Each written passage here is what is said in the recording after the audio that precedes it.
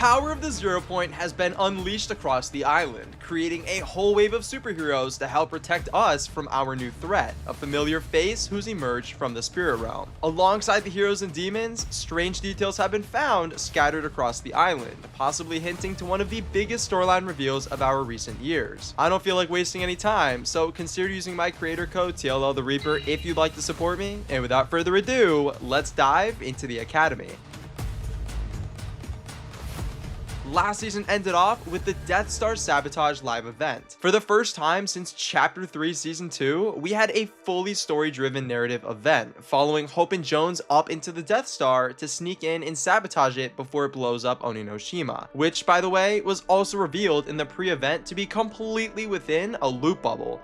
Yeah, you heard me right. I have my theories as to why this may be, but we've genuinely got so much to talk about today that I'm just gonna save this for another video. All I'll say for now is that there's definitely something suspicious about this. We got voice lines from Hope and Jones for the first time in 7 months, and we got some really cool cutscenes and interactive experiences. At the very end, Hope throws a rift to go at us to save everyone from Emperor Palpatine, and we all begin falling back to the island. Our mission succeeds as we turn around to watch the Death Star's beautiful explosion shockwave across space. But as usual, we can never truly get a win here. Earlier in Galactic Battle, the portal that Daigo saved Jade from started to power back up. Its shattered pieces levitated back into place, and energy began sparking between them. Someone was definitely trying to get back to the island. Fast forward back to the live event, and the worst thing that could possibly happen happens. A piece of debris from the Death Star hurtled into the activated portal, creating a supermassive reality wave that was sent across the island. A cutscene shows the Looper laying unconscious, with brand new Zero Point energy zapping around their body. Cue Season 3. The cinematic for Season 3 starts off with the end of the live event, but from a new perspective. A battle bus full of soon-to-be heroes is flying over the island when suddenly that same reality wave hits them out of the sky, completely washing them in Zero Point energy. After Superman flies in to save the day, we can now see they've all been granted unique superpowers. On the other side of the island, that thing that was trying to get through the portal last season is finally through, and it's mask maker Daigo, back with a brand new look. Completely merged with masks and dark magic, he's now been reduced to a herald for the dark presence, not even in control of his own body. But we'll dive a lot deeper into his storyline soon. That's the basis for Season 3. Now it's time to get real up close and personal and dig into the real details of this season to completely understand what its story is about. To start, let's meet our heroes, the Supernovas. After the Zero Point shockwave gave a ton of people on the island superpowers, Hope and Jones decided it was best to gather them up and start a superhero academy, a safe place to help them learn their new abilities and turn them into heroes to help protect Oninoshima. So far, the Supernova team consists of Killswitch, Light Rider, Morgan Mist, Haley Sky, Ziggy, and Synthwave.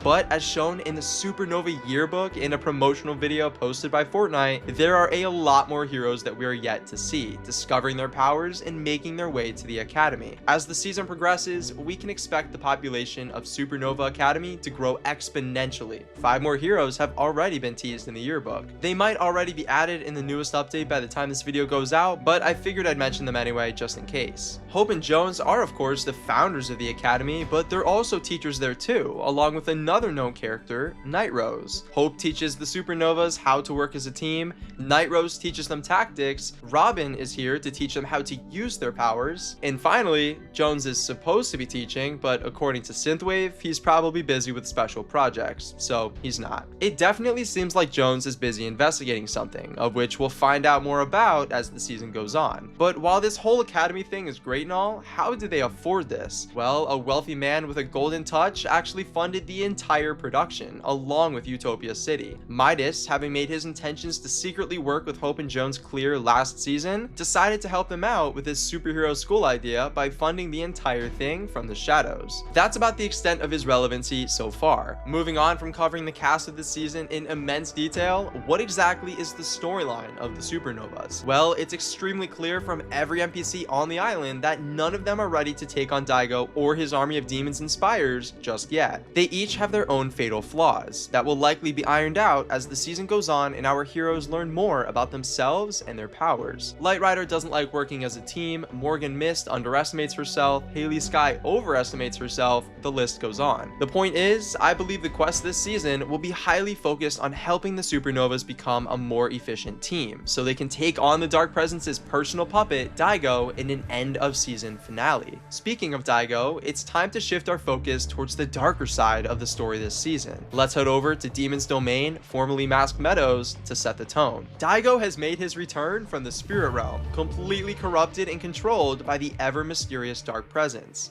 After spending all of Lawless working alongside Fletcher Kane to get himself back into the spirit realm to take on this malevolent entity, he was immediately overpowered and has been missing ever since. Now he's back, marked by a giant swirling storm above his location. But he's not alone. Alongside his shocking return, Core has somehow arrived onto the island as well. She last appeared in the storyline in Chapter 2, Season 8, as an assassin for hire that was working for the IO. Her new outfit's description reveals that she swore herself to the darkness for the right price. We can assume that this means she swore herself to the Dark Presence in exchange for power. On top of the mid-match loot islands, you can actually confront Core and witness her brand new abilities. Aside from Core though, strange alien-like objects named spires descend from the stormy clouds that Daigo's power summons. There's normal ones, nicknamed Scout Spires, and then there's boss level ones, the Overlord Spires. These strange monoliths made of rock from the spirit realm hover around the island and use dark magic, masks, and demons to protect themselves in their place. Powerful masks are embedded deep inside the sentient rock, surrounded by gold designs and purple diamonds. But what exactly are they here to do? To figure this out, we need to see what Daigo is doing and return back to Demon's Domain. Masked Meadows has been completely demolished, replaced with a giant temple in the middle of a drained and dead environment, a storm circling overhead. In the eye of the storm, Daigo resides, completely transformed and out of his own control. The real reason I wanted to bring you all here is for what's below. Underneath his temple, the rocks form to create a massive portal. Just above, an enormous glowing purple crack leaks energy, seemingly for the sole purpose of providing its power to the portal. I theorize that Daigo can't create a portal to the spirit realm big enough for anyone to enter by himself, so he's created a crack in the barrier between our world and theirs, allowing the spirit realm to drip its own energy through and power the portal beneath. But this still leaves the spires as a complete mystery. Thankfully, in the official blog post for this season, it confirms to us that Mask Maker Daigo is actively siphoning energy from beneath the island's bedrock. Jade also warns us that the sprites are restless, and she thinks the spires are doing something to the island, and whatever it is, it's bad. Both of these things helps confirm to us that the spires descending around Oninoshima are basically drones being sent out by Daigo to help drain the mysterious power of the island.